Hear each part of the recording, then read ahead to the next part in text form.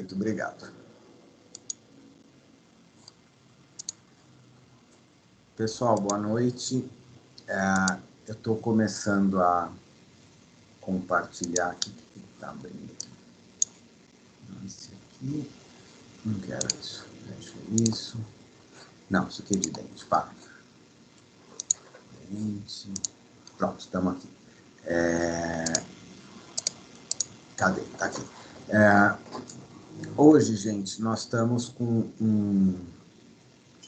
um professor de vocês meio desfalcado aqui. Eu realmente testei positivo para Covid no final dessa semana. Eu acho que alguns de vocês estiveram comigo na última aula da quarta-feira da bacteriologia clínica, que eu falei que eu não estava me sentindo bem, que eu estava com uma suspeita forte de Covid, que eu ia colher exame e tudo mais. E infelizmente deu positivo e eu não estou aqui com condições ideais para fazer uma aula clássica com vocês. Mas eu conversei muito com o coordenador de vocês, com o professor Vitor, e eu achei interessante trazer para vocês hoje uma abordagem um pouquinho diferente para vocês fazerem um estudo dirigido, baseado num artigo científico. Eu não sei se algum de vocês teve curiosidade de acessar o AVA ao longo dessa semana, mas se vocês entrarem aqui no AVA da imunologia clínica, todos vocês vão encontrar aqui no encontro 1 pré-aula, que é sempre onde eu coloco as coisas para vocês, o primeiro que aparece aqui, trabalho diagnóstico de hepatite B. Se vocês clicarem aqui, vai ter um artigo científico extremamente atualizado, que foi publicado agora em 2021, tá? Então, protocolo brasileiro para as ISTs, tá? Condensado, e aqui dentro desse protocolo, ele está passando para a gente, aqui o aspecto específico das hepatites virais, tá? Então, é um trabalho feito em parceria com a Universidade de São Paulo, lá na Faculdade de Medicina de Ribeirão Preto, junto com o Ministério da Saúde e a Fundação Oswaldo Cruz. Então, é um trabalho bastante significativo. O pesquisador principal é professor lá da Faculdade de Medicina da USP de Ribeirão Preto, e ele vai apresentando aqui, de uma forma geral, os possíveis diagnósticos clínicos para as hepatites A, B e C. A B e a C são as mais significativas, porque podem ser doenças que ficam crônicas, né? Ele fala muito rapidamente sobre aspectos clínicos da doença e ele entra com um aspecto de diagnóstico clínico, tá? Desses diagnósticos, gente, o diagnóstico da hepatite A e da hepatite C são diagnósticos muito diretos. A pesquisa é simplesmente ou por um antígeno ou por anticorpos, IgG e IgM, para saber se a pessoa tem o vírus ou se teve a doença, enfim, fazer uma caracterização básica. Mas quando a gente chega na pesquisa da hepatite B, como a hepatite B clinicamente pode ter muitas fases distintas, tá? Na hepatite B, a gente vai fazer testes com diferentes antígenos, diferentes anticorpos e também com material genético do vírus. Tá? Então, o diagnóstico laboratorial da hepatite B, ele não tem nenhum mistério, ele não tem nada de diferente. São aquelas técnicas clássicas, tradicionais, que a gente já falou. 99% desses testes aqui são todos reações baseadas em reação de ELISA, quando são feitas em laboratórios de análises clínicas, e alguns desses testes a gente também tem a imunocromatografia, que é o teste rápido, que isso pode ser feito em postos de saúde, em centros de infectologia, enfim, em campanhas de prevenção de infecções sexualmente transmissíveis, mantidas pelo Ministério da Saúde. Tá? Então, a gente tem as duas metodologias básicas. A ideia desse artigo aqui não é só mostrar para vocês as metodologias que a gente já discutiu em aulas anteriores, porque a essa altura do campeonato a gente já viu ELISA, a gente já falou sobre imunocromatografia, mas o que a gente tem aqui é que a gente pesquisa, por exemplo, o HBsAg, que é um antígeno de superfície do vírus da hepatite B, o HBeAg, que é um outro antígeno do vírus da hepatite B, tá? A gente pesquisa DNA viral e a gente pesquisa anticorpos anti-HBC, que é o anticorpo total, anti-HBC do tipo imunoglobulina M, tá? E anti-HBe, que são alguns desses antígenos que a gente pesquisa aqui. Então, ele vai dizer para a gente, aqui nesse artigo, quais são esses marcadores, o que cada um deles significa, e, principalmente, como é que a gente faz a interpretação de que fase da doença esse indivíduo se encontra de acordo com a combinação desses testes que a gente faz. Então, para a hepatite B, é fundamental que a gente não é só saber aplicar, pegar um kit e fazer um teste. É importante a gente entender em que fase da doença o paciente está, e para a gente caracterizar a fase específica da doença, é importante que a gente conheça quando aparece, quando esses testes dão positivo, por quanto tempo ele fica dando positivo, e em situações de doenças agudas e doenças crônicas, que são muito comuns na hepatite B. Tá? Então, como é um artigo extremamente relevante, extremamente novo, tá? Ele foi publicado aqui, ó, foi publicado agora em 2021 mesmo, tá? É bastante recente. Esse é o último protocolo para diagnóstico de hepatite B que a gente tem no nosso país.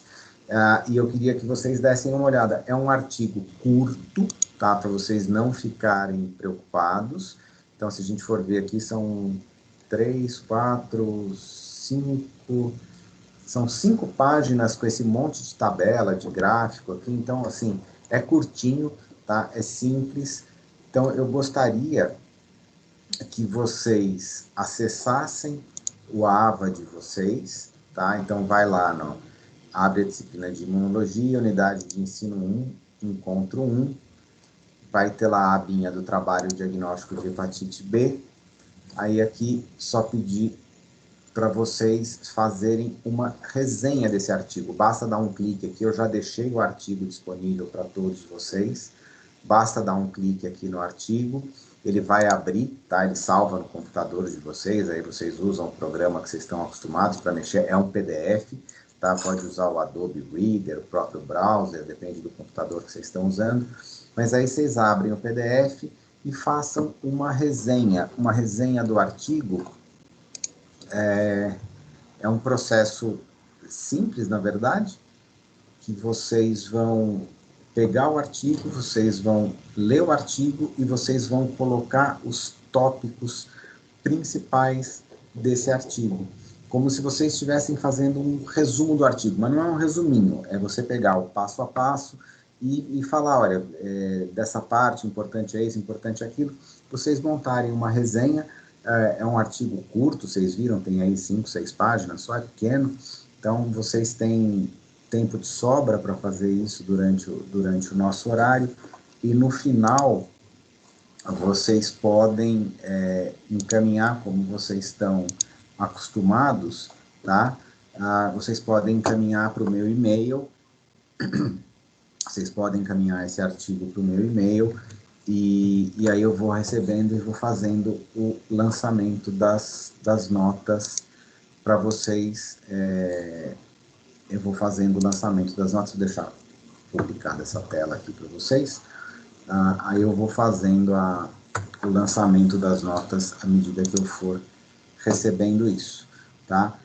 É um trabalho simples, curto, e eu queria que vocês entendessem que porque eu realmente hoje não tenho a menor condição de dar aula para vocês, eu estou com bastante dificuldade respiratória, eu estou eu estou me recuperando, graças a Deus, estou me recuperando bem do Covid, mas eu ainda estou no meio da infecção, tá?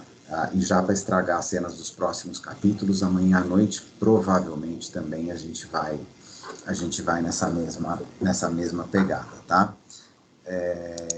Semana que vem eu espero já estar de novo melhor. Então, só para mostrar para vocês, gente, espera só um minuto aqui. Se vocês vierem aqui no YouTube, esse trabalho foi o mesmo trabalho que o pessoal da manhã fez, igual, tá? Então, essa mesma explicação que eu estou dando para vocês, já tem aqui na minha playlist, ela está lá como aula 10 do Imunologia Clínica Matutino, tá? É uma apresentaçãozinha curta, esses 10 minutinhos que eu falei com vocês, tá? E aí vocês podem, quem tiver dúvida, pode também assistir esse pequeno vídeo aqui, ele vai mostrar exatamente isso que eu acabei de explicar, como é que entra, como é que pega, como é que não pega, tá? E eu dou algumas orientações, tá? Eu tenho isso lá no canal do YouTube, esse que eu estou gravando agora também vai ficar disponível para vocês no AVA. Eu vou interrompendo a gravação, ele já fica disponível no AVA também. Professor Vitor, desculpa, eu acho que eu interrompi o senhor umas 2 vezes.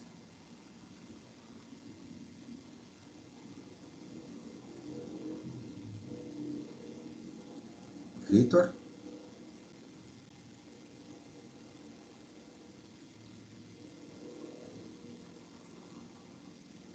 Professor?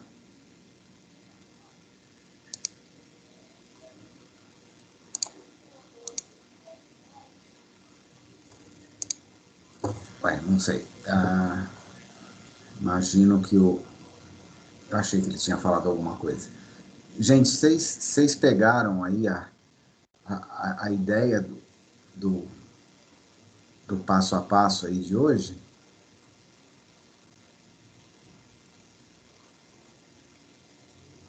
Sim, professor.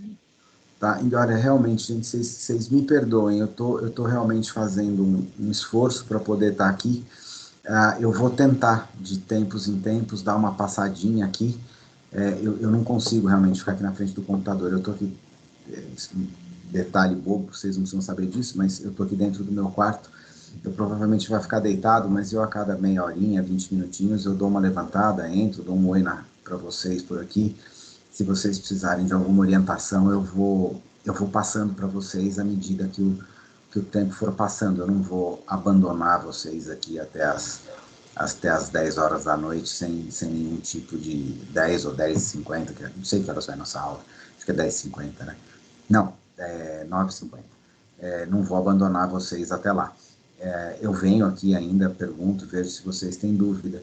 E eu espero que vocês não fiquem muito chateados comigo, que realmente eu estou com zero de condição. Hoje até, se vocês repararam, eu acho que estava programado a aula de HIV.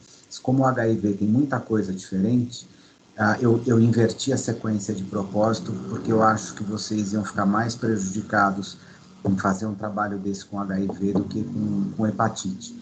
Então, puxem sardinha para hepatite B, acessem também, caso vocês queiram, outras fontes de informação, não precisa ficar preso no artigo, tá?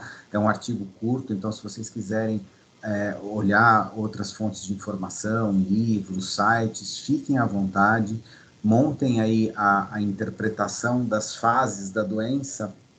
Existe uma tabelinha, é fácil de achar, tá? Se vocês colocarem isso no Google, interpretação de resultados de hepatite B, simplérrimo, tá? Mas eu queria que vocês entendessem que, às vezes, o importante desse exercício é a gente entender que, às vezes, para fazer um diagnóstico de uma doença, não é simplesmente dizer se o resultado é positivo ou negativo, porque é uma doença que pode ter várias fases de evolução e caminhos diferentes. O laboratório precisa poder apontar para o clínico, para o médico que solicitou esse exame, para o infectologista, para o hepatologista, para quem estiver tratando desse paciente, o laboratório precisa apontar em que passo, em que fase, em que momento da doença esse paciente se encontra, porque diferentes períodos da doença muitas vezes requerem abordagens terapêuticas, requerem abordagens de tratamento muito diferentes, tá? E como isso é a hepatite B é uma doença que, infelizmente, a gente escuta falar pouco dela, mas ela é relativamente comum.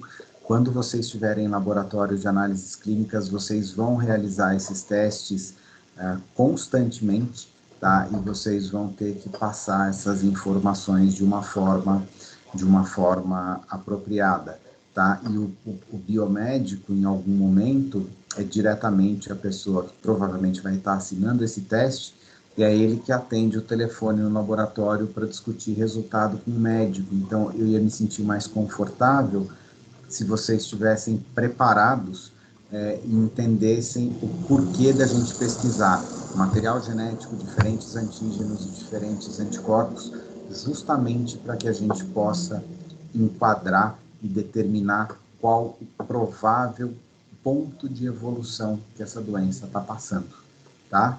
Então, essa que é a ideia. Eu estou muito mais preocupado com que vocês entendam a interpretar o diagnóstico da hepatite B do que vocês me expliquem o que é um ELISA sanduíche, um ELISA direto, um ELISA indireto. Isso aí a gente já viu, tá? Então, a ideia maior é a interpretação dos diferentes exames que a gente pode fazer para diagnóstico da hepatite B. Tudo bem, pessoal?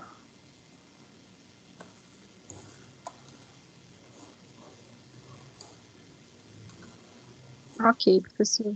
Então tá, vocês fiquem à vontade, daqui a pouquinho eu volto, tá? Esse vídeo eu vou deixar ele rodando só mais um pouquinho aqui com esse slide passando, daqui a pouco eu interrompo ele e ele vai ficar disponível, mas se vocês tiverem dúvida e quiserem voltar, assistam o que eu gravei ontem de manhã, tá lá no YouTube, fica fácil de vocês acharem também.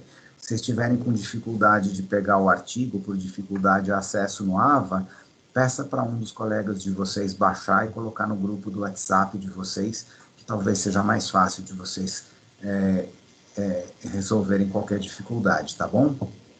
Obrigado, gente. Melhoras, professor. Obrigado mesmo.